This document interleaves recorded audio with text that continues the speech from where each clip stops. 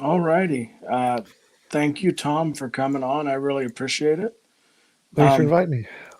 yeah, for anybody new, I do short half an hour interviews with interesting people, kind of get some background, maybe some questions pertaining to the differences between our.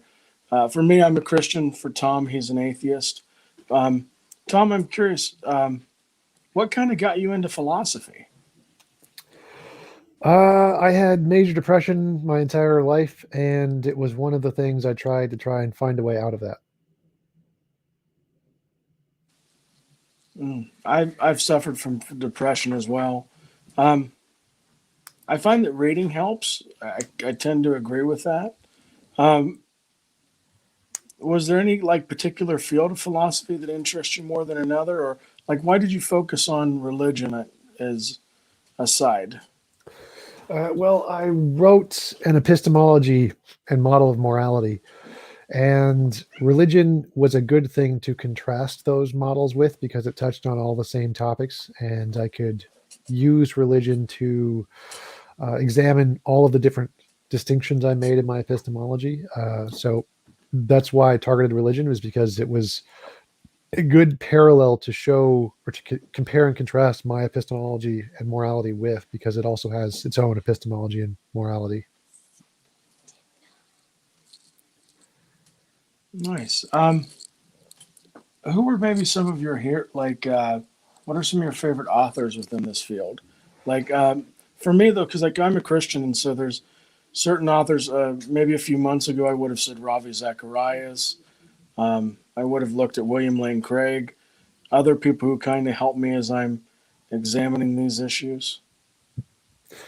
I don't really have any favorite authors. I've never looked up to other people much. I Mhm. usually care about their ideas more than the people themselves. So I like the distinctions between many philosophers make. So like Mhm. Kant's noumena, phenomena, a priori, a posteriori, the synthetic analytic distinction, primary, secondary, manifest scientific image. I like all of those distinctions more than I like or care about the authors who wrote them. So Mm. my heroes would essentially just be the distinctions themselves. No, that's interesting because for me, I have to connect with an author, or else I don't get it. And I'm very new to philosophy. Like I didn't even know really basics 6 months ago. So all this interests me. The conversations on your channels, the conversations I have with Muslims, it's very unique. Cool. And then I remember from watching a few of your videos that you have a book that you're working on. Yeah, I have one book which has a publisher, supposed to come out by the end of the year, hopefully, and another book that doesn't have a publisher. Still looking for one for that one. So, yeah, I'm working co-authoring that with Samuel Masson, the Christian apologist. So that's good. So it's on its way. That was a fascinating conversation you guys had at the Which one? atheist convention. I only Uh, watched the second one. so we've had like six conversations. Are you talking about the Mhm. in-person one that we had on the drowning babies? The in-person one. I wasn't aware there was six, but I'm gonna have to check that one out. I did not know about the other particular ones, and I knew you Yeah. were writing a book, which fascinates me that you're writing a book with a Christian and you guys disagree on these things. So how has that been? It's a debate format, so a Christian and an atheist debate good and evil is essentially the subtitle. So it's essentially the same thing Christopher Hitchens did with I forget what his name was, Hmm. but he went around the country and wrote a book with a Christian pastor and did a few debates in the process, and we're essentially doing the same kind of thing. No, no, that's very cool. Um, I'm trying to think of another particular question with your book because it always fascinates me. Like I've never thought of writing a book. Like was it just like, hey, I'm it's logical conclusion. I have this channel. I really enjoy this subject. Or how'd you guys decide to put this together? Samuel asked if you wanted to co-author a debate format book instead of do a like actual live debate, and so I agreed that way. But yeah, I've been writing my book since essentially when I started my channel for my epistemology, and also my morality is another book I'd like to write. So writing books is like one of the natural steps in academic progress. Especially if you're like a YouTuber, like Aaron Ra did the same thing where he created his fundamental falsehoods of creationism YouTube thing, and it was really popular, and so he turned it into a book format. So books are like one of the next logical steps when you're trying to like grow as a academic platform. No, that sounds good. Um, and being you hit the morality, I love. So I don't talk to very many atheists who are morality is objective, but I love hearing when you talk and you describe that it's almost like a brute fact. Like there's certain things that are just wrong, and you don't get an opinion on them. Yeah, so I'd say it's like a law of nature, just kind of like how most Christians think that morality is a part of God's nature. I just think it's a part of nature's nature, essentially. And so I think there is a law of nature that is the moral law, just like there's a law of gravity that is the law of Mm. gravity. So most philosophers believe in moral realism, and most philosophers are atheists. You can check the Phil Survey's paper for both of those stats. Mm. And so it's the YouTube atheist community isn't as much moral realists as the atheist philosophical community, mostly because the popular atheists are all usually moral subjectivists, evolutionary moralists. And so where most of the popular atheists get their morality from, or their ideas of morality from, are from uh, the Four Horsemen, Dillahunt, Aaron Ra, those kind of guys who all take a more subjectivist approach to morality. So that's why most of the speakers, people you talk with, normally don't have a moral framework, an objective moral framework. But if you talk to more of the Mhm. philosophical types, they would. I've always been fascinated. What would make somebody want to take a hardline stance that morality is subjective? Evolution. So the best argument for a subjective morality is that morality seems to be a product of evolution. Therefore, our moral inclinations would be simply a result of evo psychology or evolutionary biology. And so it's not fundamental to the universe. It's more just a product of our psychological brain development over time, just like Mhm. beauty or our fears or phobias or biases or any of those kind of things. And so that would be the primary argument that morality is purely a subjective framework, is that the only evidence we have is that morality is a result of evolutionary processes. No, I mean that makes sense. Do you believe that evolution is a smoking gun towards religion or Christianity? What do you mean by smoking gun? Sometimes when I interact with some atheists online, they would tell me that evolution is the death nail in religion, and I don't necessarily see that. I maybe depending on your claims, but Sort of. So back in Darwin's time, one of the main reasons people were religious is because the complexity of life was so hard to explain that they thought, oh, it must have been a god who did this. That makes sense to us. Therefore, the God explanation is more reasonable. And when Darwin made his discovery of evolution, which was confirmed by essentially just everything in science since then, that destroyed that God of the gaps that people were using to justify their mhm, belief in a God.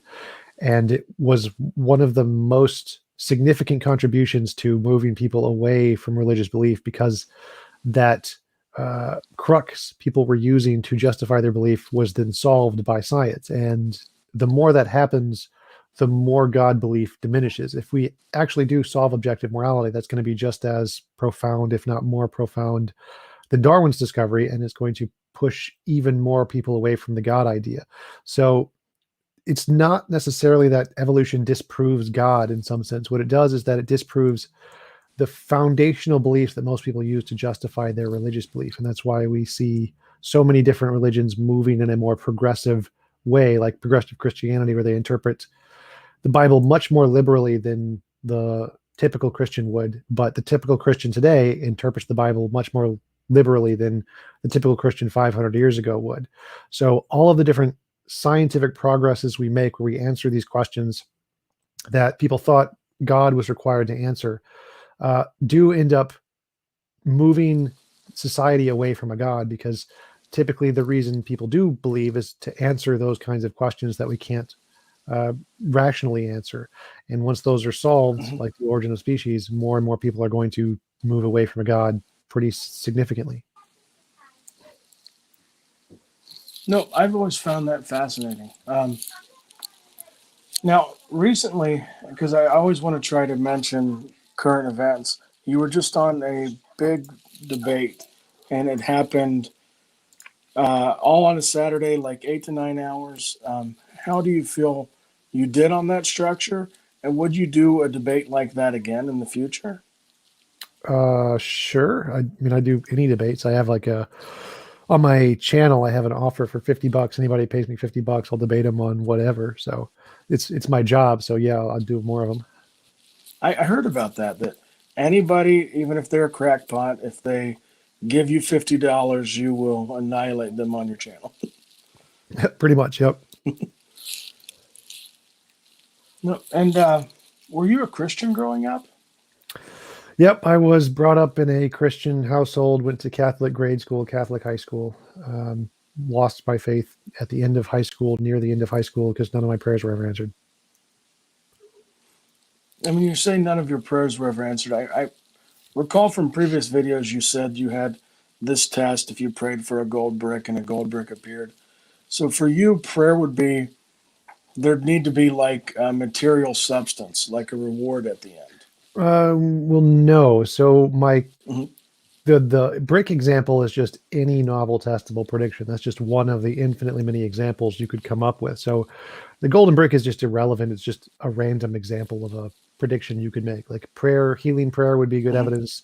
Healing limbs would be evidence. Anything that you could predict in the future and get it right with which is the exact same criterion we use for everything in science, would count as evidence. So that had nothing to do with my transition. My transition away from Mhm. Christianity had to do with praying for help with my depression, for friends, for family, for social connections that I never got ever in my life. So it was, I didn't even consider any of the philosophy stuff until way after high school in my mid 20s.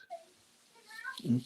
Did you consider any other religions on your way out, or was it Christianity was kind of it, and then atheism? Pretty much because I was praying that if there was an all good God or whatever, that he'd help me, and no God helped me. So I stopped believing in any God, because if there was some God that was worth worshiping, he would have helped there. And so there was just no reason to believe in a God if he's not going to do anything to help me in my time of need. So I stopped believing in any kind of a God at that point. Mhm. Was there any argument that ever compelled you that made you think maybe there possibly is a God? Um, Not really. So when I was Christian, I believed probably some of the arguments that I never really thought about because it wasn't something interesting to me at the time. But when I started to research philosophy and got into the academic understanding of the arguments, pretty much all of the arguments were just debunked immediately out of the gate. Like you can just look at the academic literature, they're all rejected by all of the major philosophers and all of the major fields and the majority of academics in every academic field. So it was never really something I took seriously because I could always see, oh, here's the argument, and here's the 10,000 pages of debunking it that have been essentially proven to not be seriously taken seriously in the field. So there wasn't ever really anything that I took seriously because I had access to all of the information from after they had already been essentially debunked in the fields. So I imagine that if I was brought up several hundred years ago before the arguments were really thoroughly destroyed in academia, I might have, but because I had access to all of the modern information that shows they don't work, none of them really compelled me. Gotcha. If I were to throw out, like, let's say, the cosmological argument, what would you say is your biggest hole that you see within this particular argument? It doesn't have a conclusion of a god. So if you say everything that begins to exist has a cause, the universe has a cause, or I think it goes something like that. Everything that begins to exist has a cause. The Mhm. universe had a beginning. The universe has a cause. Something like that. The beginning could be any necessary thing. It doesn't need to be a god at all. It could just be naturalistic pantheism and eternal, all-powerful nature with no consciousness.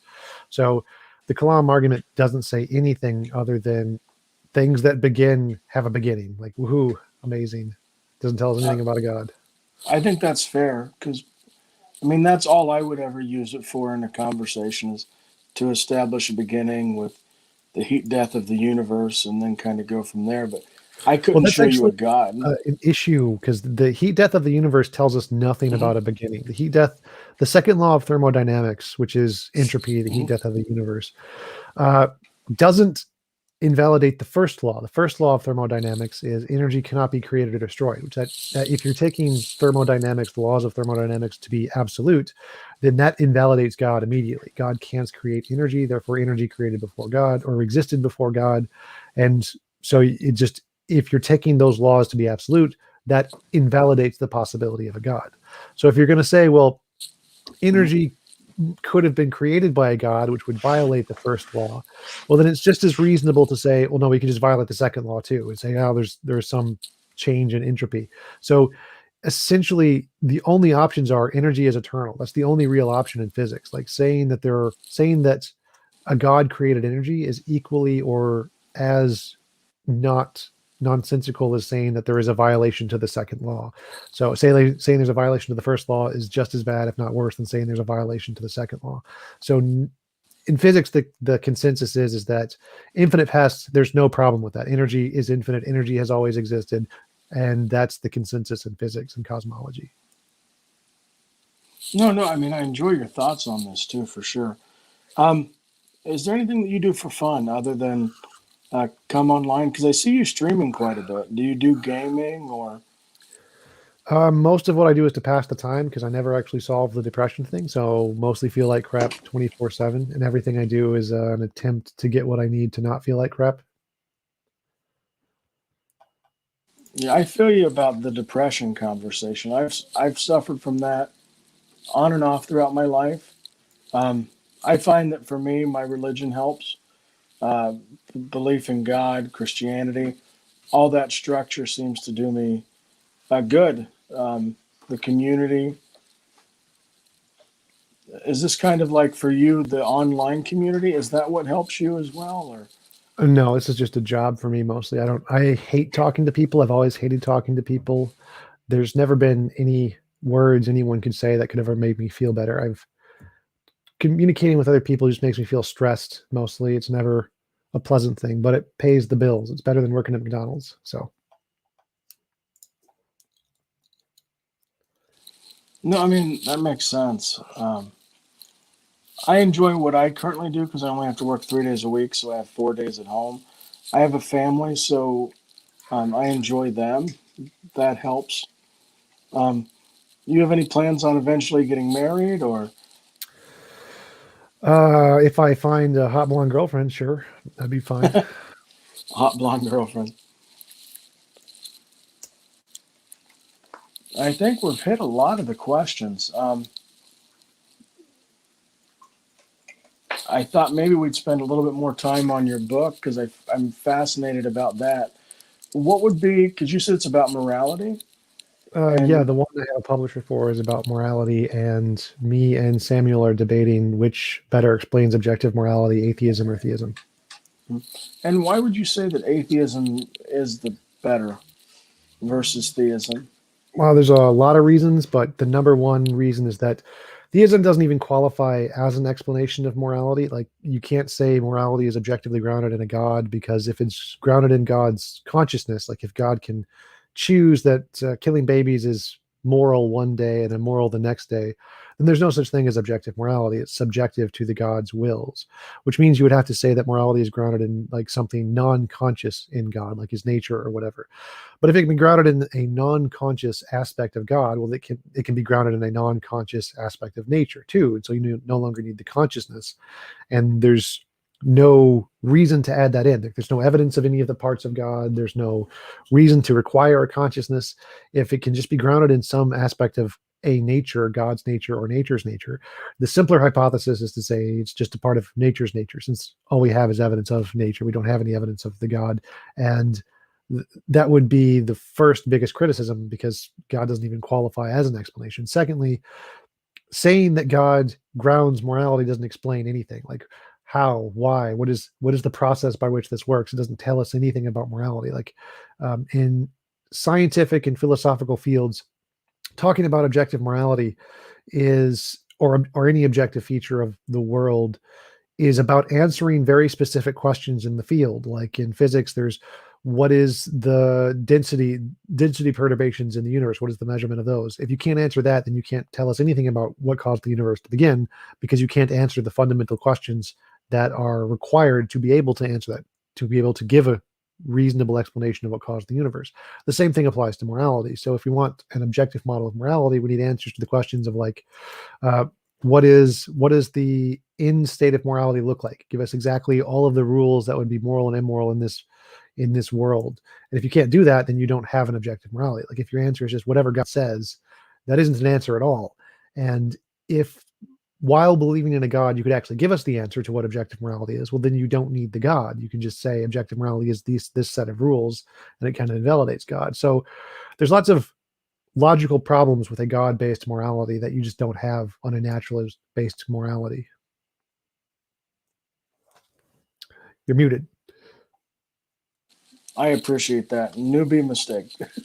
Um, so while we both appeal to objective morality, you would say that I would have a problem because I would be appealing to God as that, and I would need to demonstrate that. But you're agreeing with me that morality is objective, but you're saying I don't know what that objective source is. Is that Uh, fair?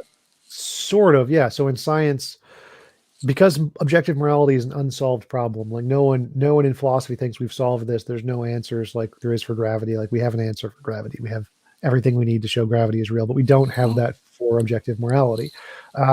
In which case, you would say the best answer is, well, there's a phenomenon there. We don't know what's causing it. It may just be psychological. It may be a real thing, and you have to come up with different hypotheses and see which hypotheses can answer the fundamental questions, and then make predictions to see which one would be able to essentially answer these in the future that we don't have yet, to see if they correspond to reality.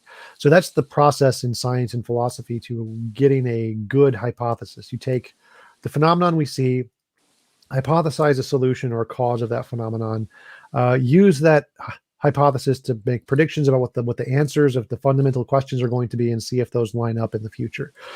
So, but God doesn't do any of that. It's just kind of an assertion. It's based in God, which doesn't tell us any of the fundamental questions. It doesn't give us any predictions about what's going to happen in the future. Well, like, technically it does. Like if we die, we'll meet God in heaven. That would be good evidence of a God for sure. So, but the whole point of the model is for any unknown, what we say is we don't know what that is. Here's a hypothesis, make predictions. If the predictions are right, then we have reason to believe the hypothesis.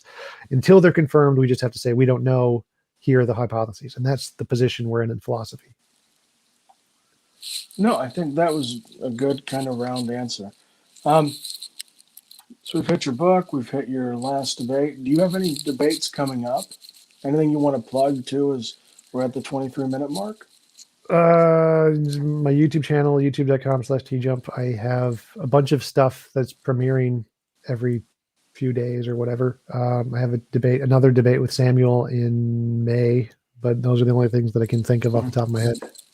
And the book, when should we expect that to come out? Sometime by the end of the year, hopefully. That's about as good as I get it. Alrighty, see if there's any questions from the audience in the chat. Check that real quick. The Muslim metaphysician would like to know, Tom, what's the best argument for God's existence? Um, Kind of depends on what you mean by best. Like, I'm happy to go with the Kalam or some contingency argument because at least it's correct. Like, there does have to be a beginning to the universe. So at least the argument is right. But it doesn't tell us whether or not there is a God there. So it's kind of ambiguous. You could go with something like the DNA is a code. All codes are made by a mind, therefore DNA is made by a mind. Like, that would have been a really good argument 200 years ago. But since then, we've made novel testable predictions, which have proven as solid evidence that the naturalistic hypothesis of abiogenesis is real and not imaginary. So that argument's been debunked. There's strong evidence against it. So there's not really a good argument anymore. Like there used to be in the past, but now the Kalam's about as good as it gets. Gotcha. And one of my friends who is an atheist sent me a question, and I told him I would ask it. It's actually kind of funny because it's in line with the Muslim metaphysician's question. It says, "What is the worst argument for God's existence that you have ever heard?" The ontological argument is pretty terrible. If you can imagine a greatest possible being, a greatest possible being that exists is greater than one that's imaginary. Therefore, the greatest possible being must exist. Oh, and it's God, by the way. I thought possibly you might go to Pascal's wager. Well, no, Pascal's wager is actually sort of decent. Like you could get rewards. Like it's false because if you actually analyze the argument, the probability belief would get you into heaven is equally as likely as disbelief getting you into heaven. So it's just factually incorrect. But it's not literally just imagining God and then saying God exists because you can imagine it. That's pretty bad. The ontological is pretty bad. Mhm. And then the fine tuning argument, because we're hitting all these and getting all your thoughts on it, it would seem. Yeah, the fine tuning argument is essentially Richard Dawkins, even though the Christians all hate his response, got it completely correct. Like, who fine tuned God? That's the correct response. Because if you take all the different ways the universe could be, there could be one God for each of the different kinds of universes. So there could be a God who only likes black holes and would have created a universe with only black holes, or a God who only likes chickens and created a universe with only chickens. So in order to have a God who has the particular kind of a nature to create exactly this kind of a universe, is equally as unlikely as this kind of a universe just existing on its own. So you'd have to have a God's nature, and each of the different versions of its nature would be the amount would be equally as great as the different amounts of universes.